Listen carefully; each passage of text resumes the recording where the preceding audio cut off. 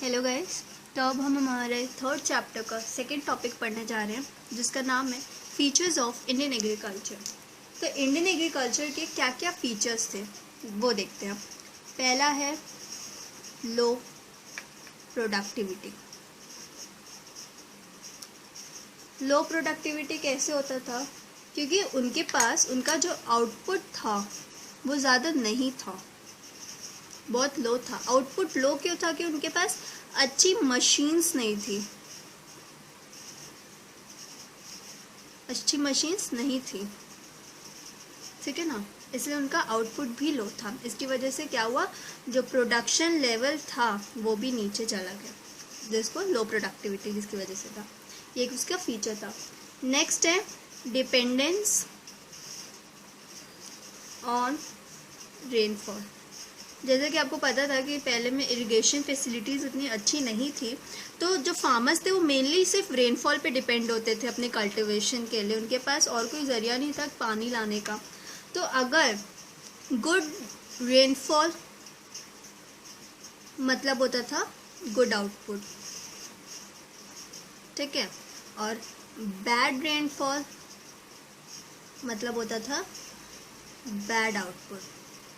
अच्छा रेनफॉल होगा तो आउटपुट अच्छी होगी, कल्टीवेशन अच्छा होगा, और अगर रेनफॉल अगर अच्छा नहीं हुआ तो अच्छा कल्टीवेशन नहीं होगा, क्रॉप्स ग्रोथ नहीं करेंगे, ठीक है। तो एक तरह से उन लोग डिपेंड थे रेनफॉल पे। नेक्स्ट है सब्सिस्टेंस फार्मिंग। सब्सिस्टेंस फार्मिंग मतलब क्या होता है? सब्सिस्टेंस हमारी जो इंडियन एग्रीकल्चर है वो ना सब्सिस्टेंस फार्मिंग पे डिपेंडेंट होती है। इसमें क्या होता है कि जो फार्मर्स हैं उन लोग सिर्फ फैमिली के लिए क्रॉप ग्रो करते थे, ठीक है ना, सिर्फ फैमिली के लिए करते थे। उन लोग का कोई इरादा नहीं होता था कि वो क्रॉप्स को सेल करे इन मार्केट, ठीक है। उन लोग कोई कमर्शियल यूज़ के लिए क्रॉप्स को नहीं उगाते थे, कमर्शियल यूज़ कोई नहीं था। उन लोग सेल्फ सफिशिएंसी के लिए उगाते थे, खुद के लिए उगाते थे, खुद के खाने के लिए उगाते थे, ठीक है। ये था उनका self sufficiency, subsistence farming. Next है उनका ट्रेडिशनल इनपुट। देखिए, जैसे फार्मर्स थे वो रिच नहीं थे, उनके पास इतने पैसे नहीं थे कि वो न्यू टेक्निक्स लाए क्रॉप ग्रो करने के लिए। उन लोग पुअर थे, ठीक है। तो उन लोग उस समय भी काउ डंग यही सब यूज़ करते थे क्रॉप को ग्रो करने के लिए। उनके पास मनी नहीं था, लेस मनी, ताकि उन लोग फर्टिलाइजर्स यही सब जो होते हैं जिससे क्रॉप्स का प्रोडक्शन बढ़ता है, इंसेक्टिसाइड्स, पेस्टिसाइड्स, ये सब खरीद सके। उनके पास इतने पैसे नहीं थे। उन लोग उस समय भी ट्रेडिशनल इनपुट्स पे ही डिपेंडेंट थे। नेक्स्ट है बैकवर्ड टेक्नोलॉजी।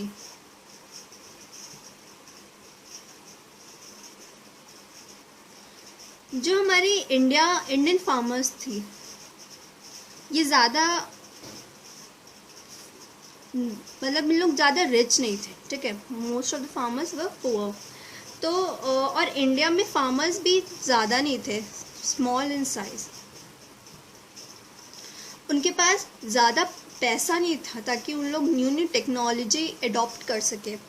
उन लोग तो उन लोग के पास एक यही बन जाता था कि उन लोग जो पुरानी चीज़ें वही सब यूज़ करें, बैकवर्ड टेक्नोलॉजी उन लोग वो यूज़ कर सकते थे, है ना। उन लोग उस समय इसी को प्रेफरेंस दी जाती थी, इसलिए एक बैकवर्ड टेक्नोलॉजी था। जैसे कैटल, उन लोग कैटल पावर पे ज़्यादा डिपेंडेंट होते थे, ये सब, ठीक है, instead of using modern inputs,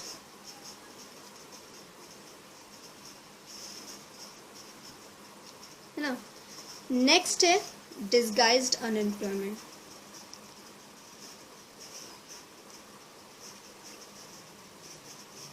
disguised का मतलब क्या होता है? डिस्गाइज्ड मतलब होता है हिडन, जो छुपा हुआ है, दिख नहीं रहा है।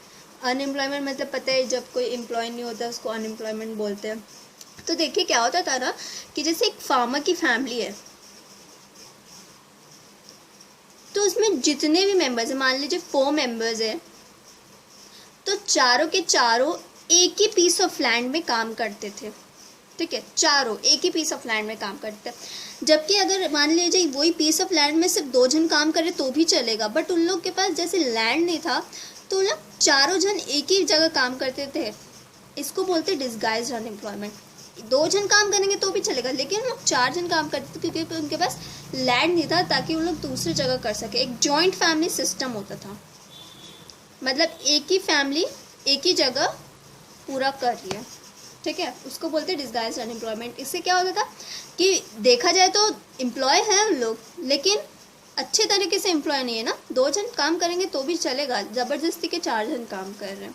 ये था हमारा डिस्गाइज्ड अनएम्प्लॉयमेंट। तो ये थे हमारे फीचर्स ऑफ इंडियन एग्रीकल्चर।